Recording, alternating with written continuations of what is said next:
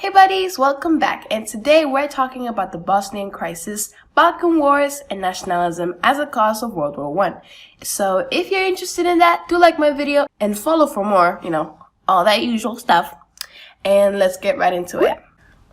First, as always, we need some context. What is the Balkans?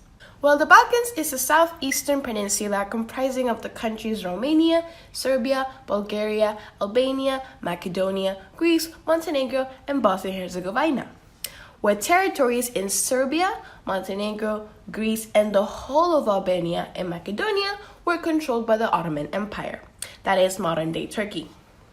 This empire, however, was increasingly getting weaker due to the economic struggles, military activities against Russia in the Crimean War, as well as internal disputes, which is what led to the Bosnian Crisis in 1908.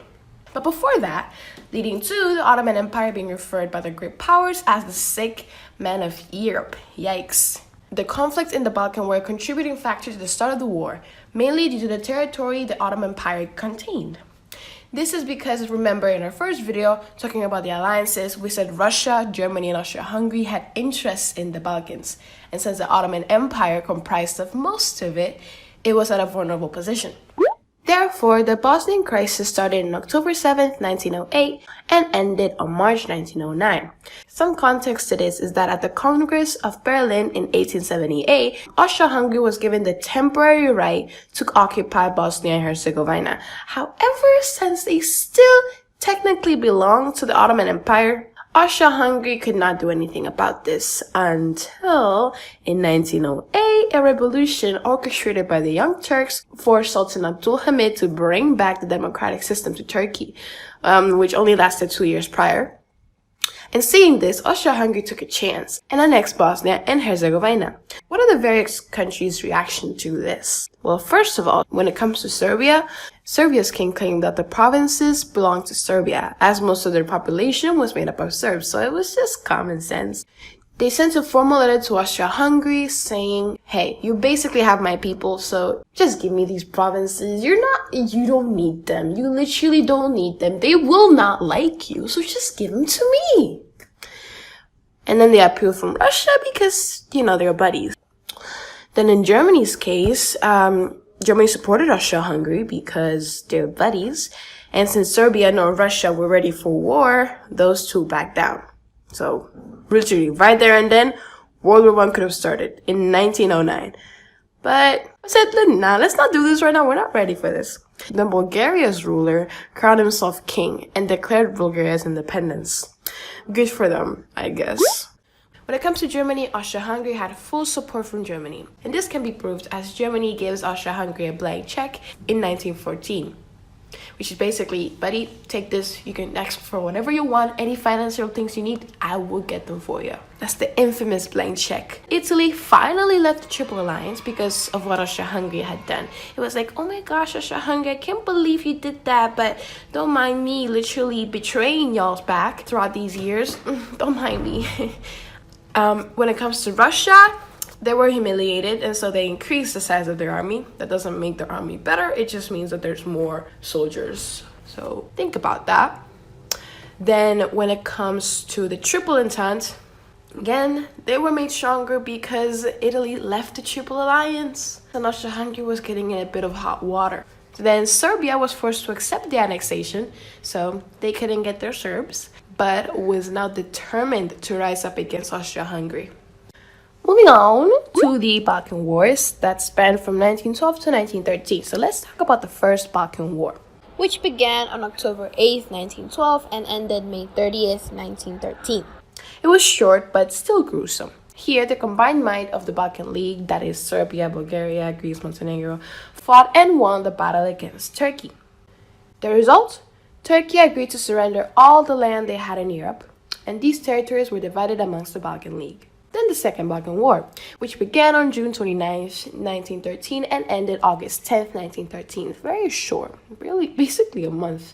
Now, backed by the disapproval of the division of territories gained after the First Balkan War, Serbia and Greece formed an alliance, and when Bulgaria's king Ferdinand ordered his troops to attack the Serbian and Greek forces, the war began. Now, even though Bulgaria had the element of surprise to its advantage, it could not take down their strategic alliance and thus had to ask for an armistice, which is basically asking for a truce. The aftermath of the Balkan Wars was Austro-Hungary grew more worried over Serbia's increased strength and size as it might lead to revolts in the empire. So it was determined to try to control Serbia. Serbia doubled in size and was increasingly more aggressive, getting that big head syndrome. And then the Serbs in Bosnia and Herzegovina grew more anxious and excited for independence. Then Bulgaria wanted to take revenge on Serbia. We already got more tensions. You'd think they would stop having wars, but nope. You know that another one's coming. You know it. Now we're introducing another very important cause of the First World War, and that is nationalism. Yes, about 5 videos in, and we're finally adding to something we should have talked about in the first videos. Yes, that is very good programming. So quick tip. So before that, quick tip. If you want to remember the causes, use ANIMA. Use the acronym ANIMA. That means assassination, nationalism, imperialism, materialism, and alliance. So that should get you through it. So what is nationalism? It is the identification with one's own nation and support for its interests, especially to the exclusion or detriment of interests of other nations, which is basically the feeling of pride of one's country. And, pride often comes with very selfish consequences. Basically that. So some extra knowledge is the nationalism, or lack thereof, of the great powers. So let's start. When it comes to Germany, nationalism can be used as a reason for German civilians fighting to defend their country. German civilians feared being encircled by the Triple Alliance, because we got Britain up north, France in the west, and Russia at the east. So they had to fight back against that somehow. And thus, when France and Britain prevented Germany from being involved in Morocco, and thus being involved in North Africa, preventing their dreams of, I want a place in the sun. These fears and suspicions only grew, leading to many being enthusiastic about war when it first broke out. Oh Lord, did they know. And then Great Britain. Now, Britain's splendid isolation meant that it did not want to intervene in any conflict, given that they already had internal problems to deal with, such as the crisis in Ireland.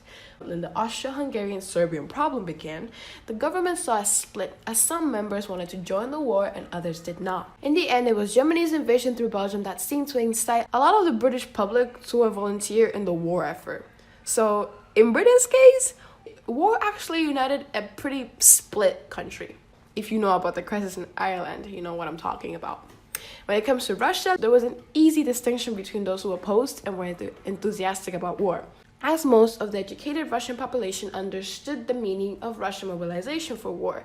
However, the larger part of the Russian population was uneducated and thus did not understand the reason behind Russia going to war and openly resented it. When it came to the conscription of soldiers, many of these uneducated peoples were clamped down on by the Russian military.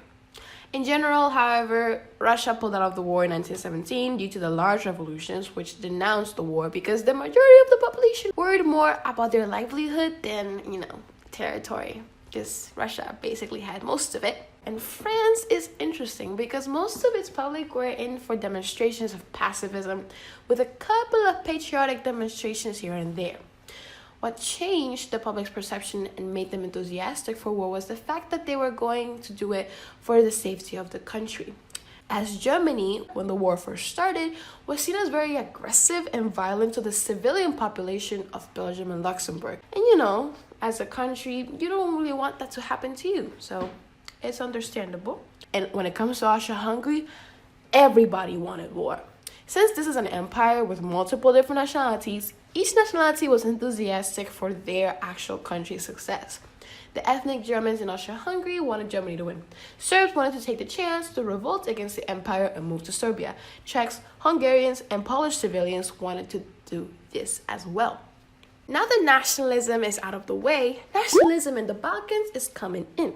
And this can be seen especially in Serbia. But first of all, after the Bosnian Crisis, a sense of nationalism spread throughout the Balkans. The Slavs in Bulgaria felt patriotic to their newly independent country, and this influenced other countries. The Serbs in Austria-Hungary felt increasingly anxious to break away from their Austro-Hungarian rulers and join the ever-growing Serbia.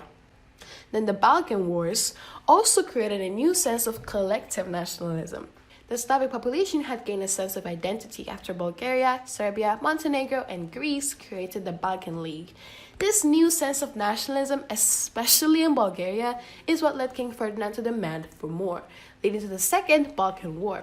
Serbia's win in this war increased its land size as well as influence, leading to a rise in the nationalism and patriotism of Serbs in Eastern Europe to unite. That's why Austro-Hungary was scared of Serbia's ever-growing influence in Eastern Europe. Now we're talking about Serbia specifically. In the Balkans, Serbs' strong nationalism led to the creation of the Black Hand in Serbia, a terrorist secret organization that aimed to free and unite all Serbs living under Austro-Hungarian rule, that is, Bosnian Herzegovinian Serbs. Serbia's army officers formed the Black Hand on the 22nd May 1911, its leader being Colonel Dragutin Dimitrijevic. Some of the terrorist acts they committed were planting bombs, cutting telegraph wires, and assassinations. They carried these out by having all the guarding troops around the Bosnian-Serbian border to be Black Hand members, this so it would be easy to slip in and out. These acts of terrorism made the Austro-Hungarian government fear an insurrection. So there you have it. And guess what we have next? Woo! So buddy, you know it. We got quizzes to do. Number 1, what does nationalism mean? Nationalism is identification with one's own nation and support for its interests, especially to the exclusion or detriment of the interests of other nations. Very long, but basically on point. Now list 2 factors of the start of the Bosnian Crisis. Internal turmoil in the Ottoman Empire and Austro-Hungary annexing Bosnia and Herzegovina. Which of these countries was not part of the Balkan Wars? Greece, Austro-Hungary, or Turkey? That's a bit of a trick. Austro-Hungary. Austro-Hungary was part of the Bosnian Crisis. Why did Austro-Hungary hate Serbia?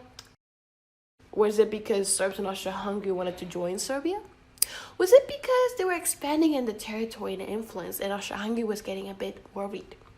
Or was it because one of its Serbs just randomly killed their next heir to the Austro-Hungarian throne? If you listed all of the above, then buddy, you are correct. And you basically listened to the whole lesson, so good for you. And woo, you finally finished once again. I cannot believe we're about to start talking about the actual First World War. It feels like just yesterday we were talking about the alliance system. That was like 4 months ago, dang. Well, buddies, we're almost there, so stay tuned for the next video.